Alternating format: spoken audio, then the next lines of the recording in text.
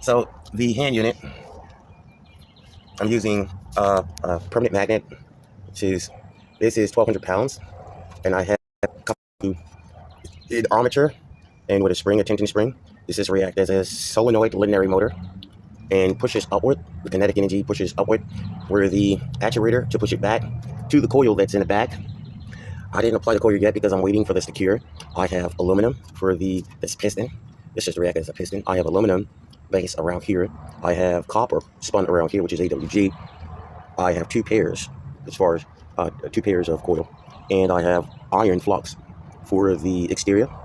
I have copper wire, copper sheet, and I have iron wire spun around the copper sheet, which will continue of the following coil if needs to be another additional coil. That will make 3 coils to cause this actuator to lift up. However, using the LENZ'S law to move coil from behind, so coil is going to be behind the hand unit carpet. And that's what I plan to do for this oscillating reciprocating motor, but I wait till the glue cures fully.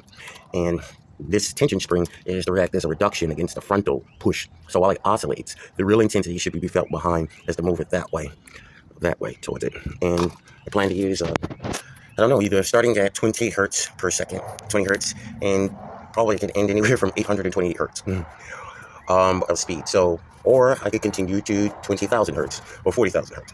It really depends on the pressure. So there's going to be a permanent magnet in the back of the carpet, in the carpet area, the hand unit carpet, and there is also going to be a coil spun around it, and that would be a repulsive against here along with this repulsive, so that the kinetic energy of the magnet that goes backwards pushes against the surface more intense force. So I have it to oscillate up. The tension would only give it about a ½ inch, but I have it as a full inch, but the tension and shock will give it about a ½ inch shock wave up and back and forward, so I can reduce the tension on the frontal side and add more tension to the back, more slam to the back.